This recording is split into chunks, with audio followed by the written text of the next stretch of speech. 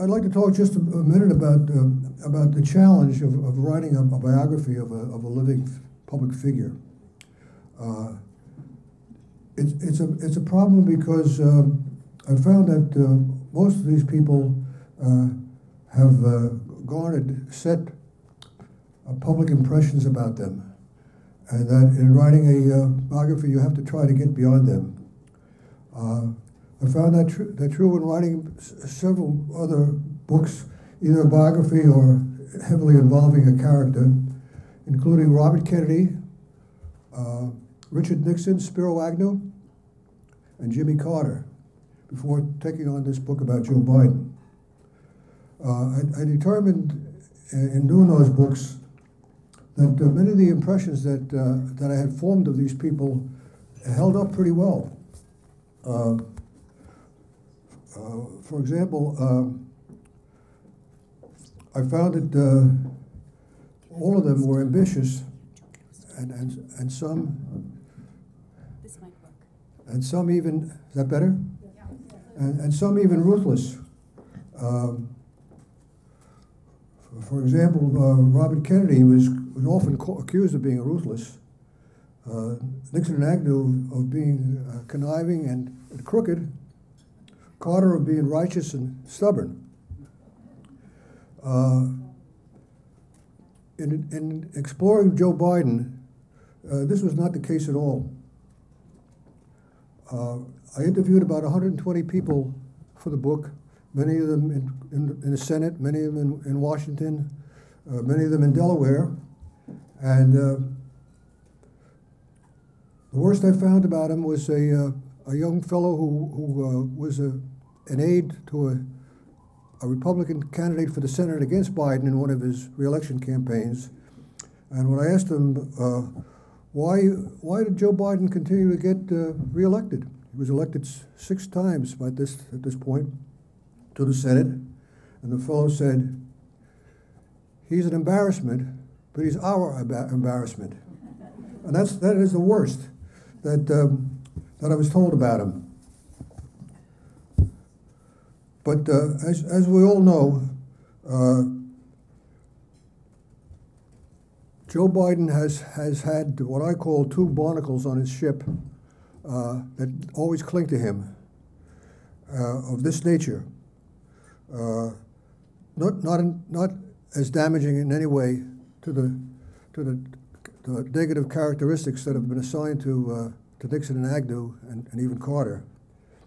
And that is that he talks too much, and that he puts his foot in his mouth too often. Joe Biden would plead guilty to this himself. I'd like to read to you from the book what a couple of Republicans have said about Joe in this regard. The first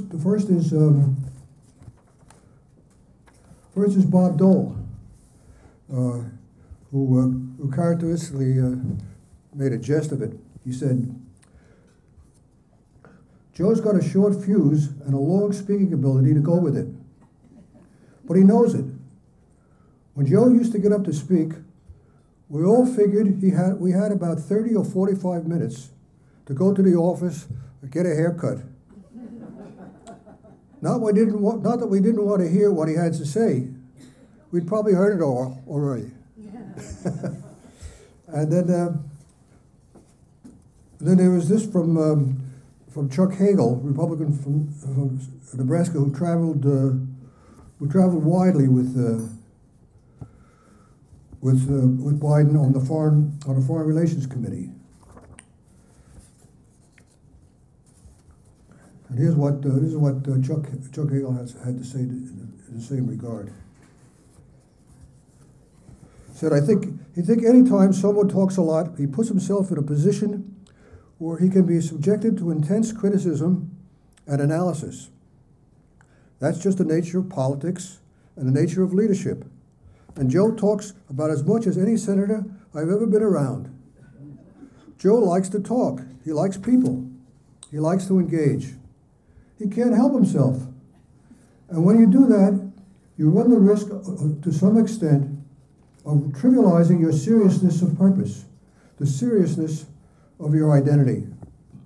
Joe does talk too much, and he knows he talks too much, but that doesn't take away from the depth of his knowledge and his great experience and judgment.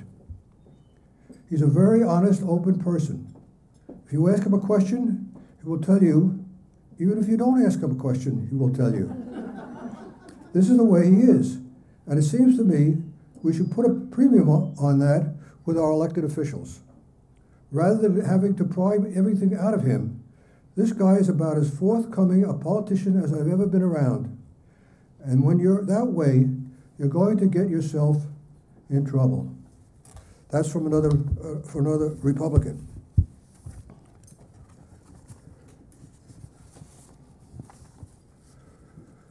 Unfortunately, these kind of surface impressions mask other qualities of Joe Biden that that led Barack Obama to pick him on the ticket, and to give him responsibility that he's had in the first 2 years of the new administration. When Obama offered the vice presidency to Biden, Biden was not seeking it. He told Obama that he thought that as chairman of the Senate Foreign Relations Committee, he could be more useful to the country and to his own career. So he set down conditions to Obama that if he did take the vice presidency, he wanted first and foremost to be involved in the governing of the country. That he didn't want to be just a showboat or a ceremonial vice president, and that he would be in the room, as politicians say, when the big decisions were made. Obama agreed to all those conditions, and that's pretty much how it's worked out over the first 2 years. And Obama has looked to Biden increasingly for his counsel and even for his friendship. Although in terms of personality, they're not really that much alike. Biden being really open and outgoing, and Obama can be at times more aloof and protective.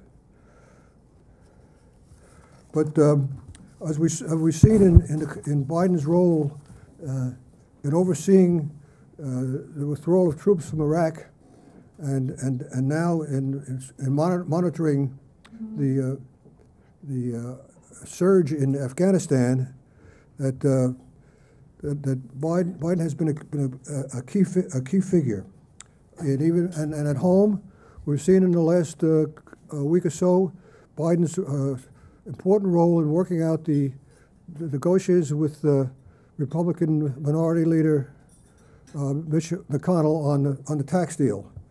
And then after that, trying to soothe the bad feelings among fellow Democrats in the Senate. But in all of this, Biden has been extremely active and visible vice president, much more so than his predecessor, Dick Cheney, who, as you may recall, was constantly being shunted off to a, quote, undisclosed location for his protection or for the country's protection. And